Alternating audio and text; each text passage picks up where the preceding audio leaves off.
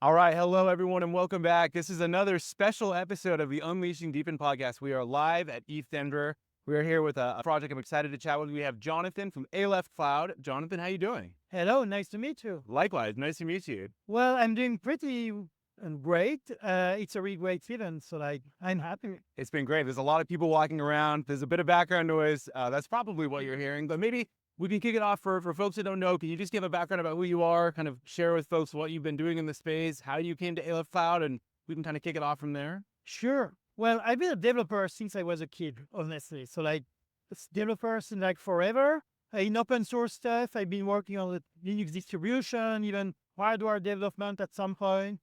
And that's when I came to crypto. I was like, there is a missing link. Like, we're trying to make Web3, but there is no Web3. There is only blockchains. Right.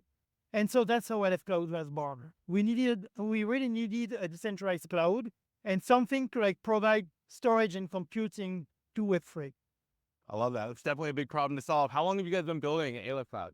5 years now. 5 years. Wow. Wow. So you sort of predated this whole DePIN narrative, even doing it for a little while. What was sort of the initial problem set that you were solving? I think when people hear about decentralized storage and decentralized compute, maybe it doesn't necessarily click why there's problems in this Web2 centralized space. Can you talk about really the initial problem set that you were going out to solve? Yeah, sure. So when I started Aleph Cloud, it was late 2018. So actually, it's more than 5 years, like close to 7 now. Wow.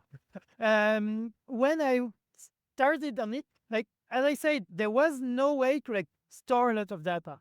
Let's say you wanted to make a Facebook website in a decentralized way and totally unstoppable. You couldn't. Ethereum was seen to be as the world computer. That was a really cool narrative. Right. But for a world computer, you need storage. You need computing besides just smart contracts. And there wasn't that. And so that was the first problem set that I had. So I started by doing explorers for a blockchain which was called Nulls back then. Yeah. And trying to add IPFS stuff on it.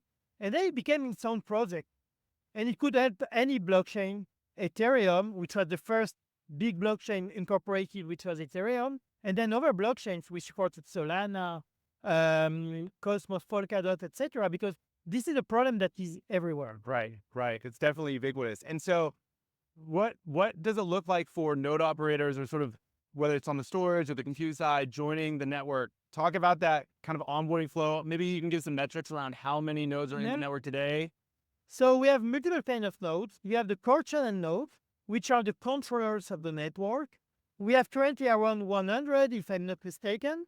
Those nodes, you need to have 200,000 Aleph to create it, and 500,000 Aleph staked on it for it to start. Okay. And start earning reward. Okay. Those nodes, currently they do the storage, and also they keep the network alive. Then we have the computing resource nodes, where you don't need to have any kind of stake to create one, but you need to have a core channel node to vote forward. Okay. We have what we call the minimum wage, which is what you earn no matter what, because you have a node active. It's to have more computing power available down demand. And right now, one core channel node can vote for 5 nodes, which will get this minimum wage. Okay. But they can vote for more. And those won't get that minimum wage. But when there is a real need, people will request, let's say, I want a virtual machine with 2 CPU, 16 gigabytes of RAM, blah, blah. You will pay it either holding a token, and this will be inside the minimum wage, or using the pay-as-you-go. Pay-as-you-go is available based on Avalanche currently. You can stream tokens directly to the node that is doing the work. So peer-to-peer, you find a node that has availability, you start a payment stream to that node, and that node gets paid. And so computing, so core channel node can vote for more nodes that will only get paid if there is demand. And so the network is elastic that way. Okay, I love that. And so there's a couple of things I want to talk about. Demand is definitely one of them. The other side is that you mentioned these different chains. What does the ecosystem or sort of landscape look like? You mentioned Base, you mentioned Avalanche. Can you kind of unpack that for us within the network? Yeah. So we have a few ways to use the network. One, which is the holder tier, where you just hold Aleph tokens. This one is currently available on many networks, including Ethereum, Avalanche, Binance Smart Chain, if I'm not mistaken, Base. I think that Solana is also there, or should be really closely available. I think it's already available on the holder tier for Solana. And then you have the chain where you can do the pay as you go. And these chains are, as I said, Avalanche and Base. And then there are chains that you support in other ways, not with the token, but supporting developers of these chains. And there we have more than 30 chains today that are supported, including all the Polkadot Cosmos chains. Like if you are building on Cosmos and you have a Cosmos chain, you can directly use all the facilities of the Aleph network. Very cool. You might need to like pay on another network, but you can use all the facilities there. Yeah, And so there we have Solana as well, Ethereum, all the Ethereum layer 2. For example, the Captain Lazaro game here, their NFTs are dynamic, and those NFTs are on Arbitrum. And Arbitrum is also supported by the Aleph network there. Yeah, it just works. It just just works. One of the things that we're really focused on, sort of as a podcast, but just as an industry, is really capturing demand side value. You talked about that a little bit. I know you've got an exciting partnership that we'll get to in a little bit, but where are you seeing a lot of the demand come from in terms of customers leveraging the network? Are there specific verticals, specific use cases that you're seeing a lot of traction? Well, what we have a lot of traction on right now is the gaming side with Ubisoft and a few other actors. Also, on the node running, we have people who are starting to run nodes on our network by requesting virtual machine and then just running their node inside. What we also have demand for is on the AI side. We have LibertAI, which is an AI platform on top of Aleph Cloud. It has its own token, the LTI token, which is dynamically exchanged for Aleph where needed. And this platform allows you to do inference, which is the AI part where you ask a question to an AI. You do an AI inference as opposed to AI training. So we have confidential AI inference because on the network you can also create virtual machines that are confidential, where the node owner can't see what's happening inside it, which is cool if you want to have API keys, personal data, private keys, etc. And it's especially useful for AI agents because you want to have AI agents that are unstoppable, where a user can't just rug the AI agent, or where the node owner who was that AI agent running would just steal the private key from the AI agent. Sure. So we have a lot of demand on that side from LibertAI. Yeah. And we just launched GPU as well.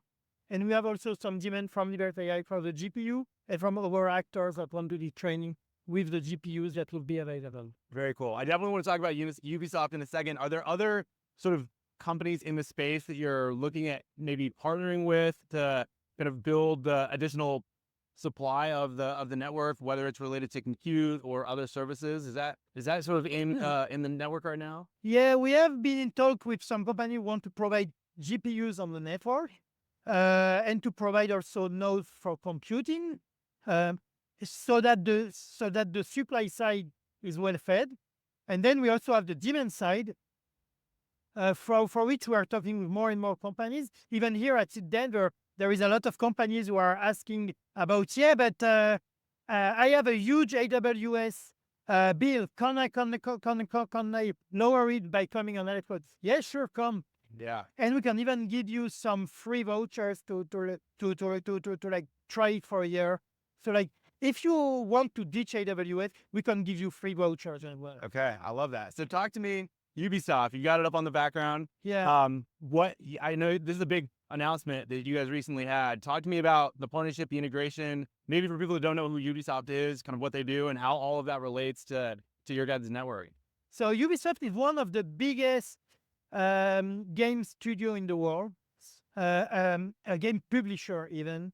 They have multiple studios with a lot of games being developed. We have been part of their startup incubation program back in 2021. Okay. And since then, we kept close ties with them. We have been working on multiple games with them. And the latest one is Captain Lazaro, which is Eden Online. Basically, it's based in the world of Captain Lazaro. There is even a Netflix series about it. Yeah, that was really cool. Yeah, and so you can have one NFT, which is a warrior. Okay. If you are here and you win one on the stand, I will explain how. You can even get a physical NFT for it. Very cool. And so basically, those warriors are the citizens of the Captain Lazaro universe, and you can play them in game. It's some kind of a fighting game, but it doesn't stop here, because the cool part there is that it's an NFT which is decentralized, and the metadata is dynamic. In general, metadata of NFTs are set in stone, unless they are centralized, and then the company can change it. Here, it's stored on the Aleph Cloud, with every change monitored and checked and signed, hashed, and written on the blockchain in the end. So you can check why one NFT card has changed and where, and it's still centralized. Very cool. And here, for this event at Denver, you can play a small text-based game where you are talking with DeadSec on the terminal. DeadSec is the actual AI resistance corporation inside the Captain Lazaro universe. It also comes from, I think the Watchdog universe as well, which is another Ubisoft franchise. And then you can talk with that AI and try to hack it, really hack it on the computer, and try to get inside it and try to convince it that you are trustworthy and you can help it, and then it should give you one warlord to play alongside it. That's cool. That's cool. Generally, a lot of the AI programs that I've seen, they try to discourage you from prompt engineering your way into seeing things that you shouldn't. Mhm. This is actually the point of it. That's pretty fun. And so, how do customers or users interface with the game right now? You mentioned it's all on chain. What is that? Do they have an app you download, or is it a web-based platform? Is that something you can share? So Eden Online is currently in early access for NFT holders, and now since today for Aleph token holders on base. If you have Aleph tokens on base, you can play the Captain Lazaro game as a non-citizen. You would need an NFT to be a citizen. Okay. So you go to Ubisoft.com, edenonline.ubisoft.com. I think it's this. I need to recheck it.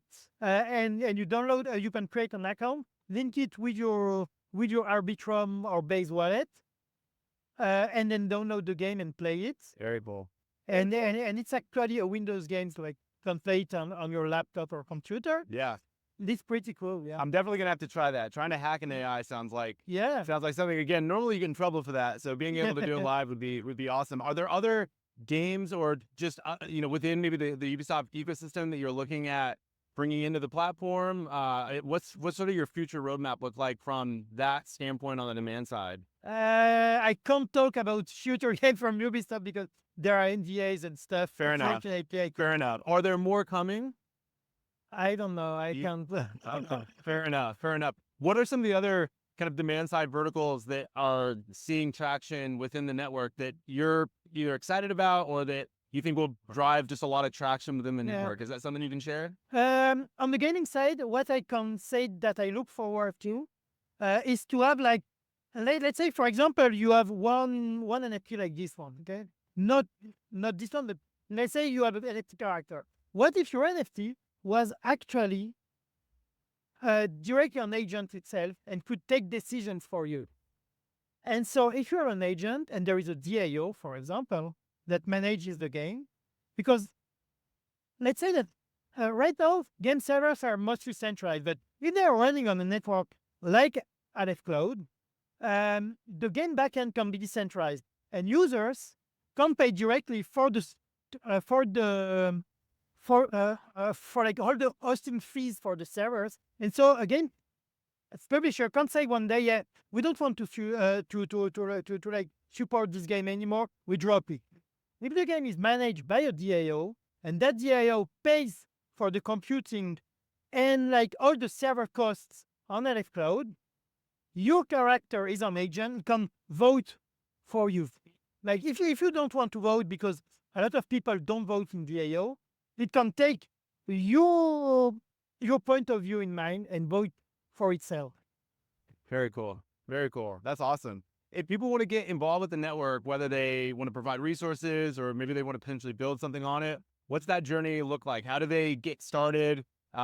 Provide resources? Can you share that with people that are listening? Well, they can go to account.aleph.im and like create a node after having bought the tokens. If they want to create a computing resource node, they need to go on our either Telegram or Discord channel and try to get core channel node involved to like vote for them. If they want to get involved in building stuff, we're available on X, Telegram, and Discord as well. So like they can get in touch with us to like start building stuff. Then I said you can even give vouchers so that they can try stuff, etc. Yes. So yeah. That's awesome. Well, gosh, Jonathan, we chatted about it a lot. Sounds like you're definitely getting traction from different fronts, which is really exciting. Is there anything else we didn't get to cover that you wanted to share with people that you think is relevant for them to know about what you're building? Well, as I say, LibertAI, which is the AI platform on top of Aleph Cloud, which is really cool. There is an AI agent framework that is in private beta, but will go public beta really soon. And you can also deploy AI agents not even done with this particular AI agent framework. Like if you did one with like Elisa, you can deploy it inside confidential virtual machine using the LibertAI framework. So that's pretty cool. That's really cool. Yeah, the confidential side of that is definitely a big unlock that I think, especially in the wake of everything that happened with DeepSeek, people are starting to realize, okay, we need to be a little bit judicious about how much information we start feeding these things or where they run, all that. And so being able to help solve that's a really big unlock, I think. Yeah, and also a part of the team is also at the hackathon here at Denver. And what they are working on is really cool. It's an AI agent on LibertAI plus Aleph Cloud that is paying for its own computing. Really? Yeah. So like it can do stuff and earn money and pay for its own computing. And like as long as it can pay for its own computing, it can stay alive.